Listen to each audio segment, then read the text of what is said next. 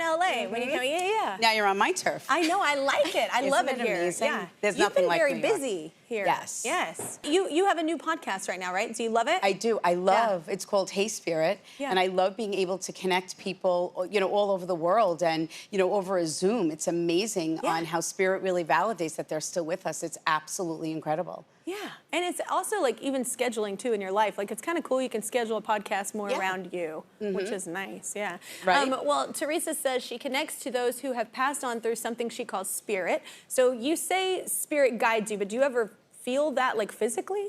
Yeah. So what happens is a lot of times when souls, when they first start to communicate with me, they make me feel like the bond that they shared with the person. But a lot of times they'll just bring me through the departure. They'll make me feel what they felt as the soul left the physical body. That seems rude. Yeah. Well, not rude. Oh my God. It seems rude. hard. It is very hard. I always say I make what I do look very easy. It's the hardest thing that I have to do is to stand in front of someone and take them on this emotional roller coaster of feeling pain, sorrow, loss, and grief. And then try to give them peace and a little bit of levity and laughter to know that their loved ones are still with us. And that's one of the reasons why I do what I do. It's not people to believe in what I do. I don't care. I want people to believe in themselves, to believe in an afterlife, to know that their loved ones' souls are still with them, just in a different way. And just to embrace those things that remind you of them.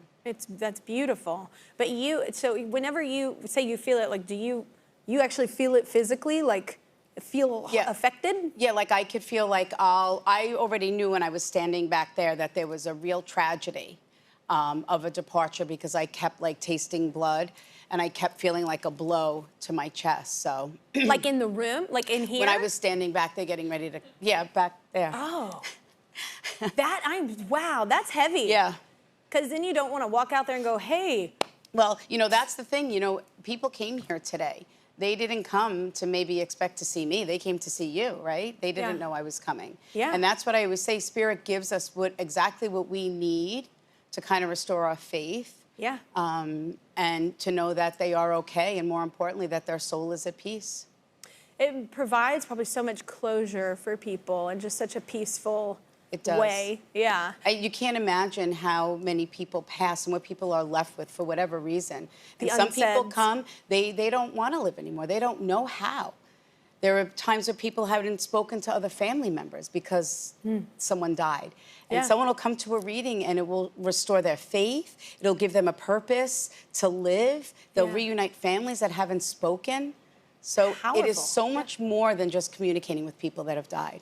Absolutely. Oh, so your new show, it combines readings and your personal life, right? Correct. So this is like full on. Do you mind being on camera a lot like that? No, like all the time? It's so crazy. Like I don't even realize that they're there. It's I don't either. It's normal. I think that's not normal, but I don't either. To me, it's they're normal. like, do you mind the cameras here? I'm like, what cameras? I'm like, we'll be somewhere and I didn't even see it. Well, I talk to dead people, so they're always around and nobody else can see it. So to me, a camera. You're like, they're always here. But it's the most natural thing for me. And the thing that I love about Raising Spirits, it's because I am on the road so much.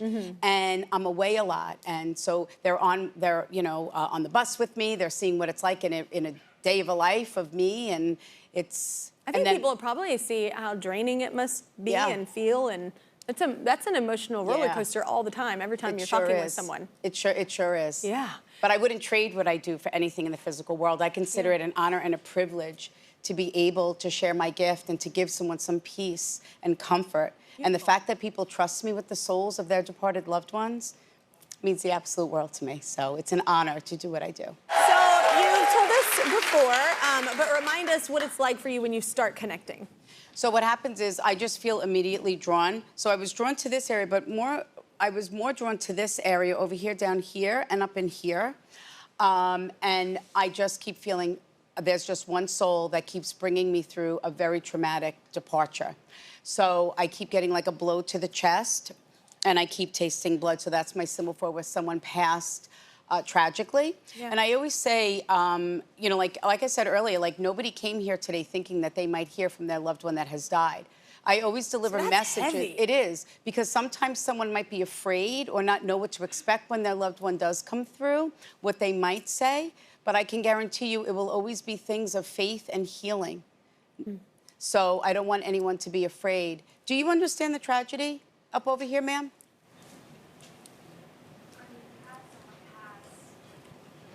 A week ago? Okay. And very tragic, is that correct? Okay.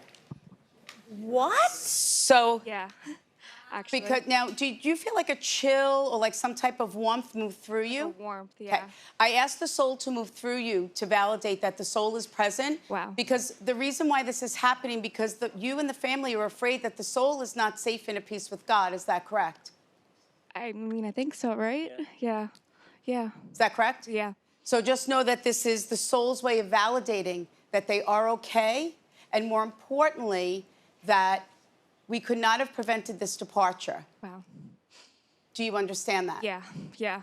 Because I felt like I needed to take responsibility for my departure. Do you Wow. Who understands the car accident? Okay. Were you just talking to them? They're telling me that I go, you're messing up this reading over here. I'm trying to do this. I'm so sorry. So what I love about so that, sorry. What? validating for you that they heard you. Do you understand that? Yes. What plans changed that day? Because what happened is they put me in the car and they switched my seat. So that's my symbol for that. Plans changed that day. They switched cars or they switched drivers. What? Well, we were supposed to go out together. I stayed home. I acted like I was asleep, and she went with my best friend. It was both of them in the car. And usually when we went out together, I always took a ride with the best friend. But since I wasn't there, my sister did, because she didn't like going in the car with her. And they died. They both died. And you have been carrying this burden Oh, my God. for years, for decades. Validating for you that they do not want you to carry this burden of feeling that if you were there or somehow you could have been responsible. Do you understand that? Or if you went, this never would have happened. Yeah. Oh, tell her I miss her and I love her so You much. just did, ma'am. Oh. She also just told me that you connect with the song on the radio that reminds you of her. Always. It's not a current top 40 hit, right? Always. Not playing it on purpose. Nope. Know that that is her soul, her energy that is with you at the exact moment. Oh. So know that she wants to thank you for that. Oh. And know that everything that you see is truly her and that she hasn't left you. Oh, thank you so much. Don't thank me, thank her. She's Thank you, the one Jen. that she's I the love one you, that did sissy. it. I love my sissy. She's the best. Oh my. Do we understand the hitting of the head? That was her. Okay. And do you think that she suffered? I think she did. It was a tragic car accident. Because she hit me in the back of Yes. the head, and then what she did is she then had this blow to the chest, and she made me feel like I immediately left the physical body. Okay, so I was told that before. Oh my God, yes. She says, I need you to believe that I did not suffer to my death, or if anyone got to me sooner, that I would still be here. Thank God. Know that my soul immediately left. Oh, thank you, God. I'm very sorry for the loss. Thank you so of your much. sister. Thank you I so much. wish you all the best. I appreciate you. God, Thank you you. do this all the time. This is so intense. I could keep going. This is so intense. Yeah. Yeah, that was overwhelming to just be in the room while all of that just went down. Yeah. And you do that regularly? And I could still go. I mean, because it's almost like I felt like when I first came out, people like thinking, oh my God, and then it's almost like, oh, well, I wonder if my loved one is here. I think that was me. I should speak up. I should say something. So I just say to you all, just embrace and know that the things that go on around you that remind you of your loved one that has died, to know that that is them. Know that there is an afterlife and that they will greet us when we do leave this physical world.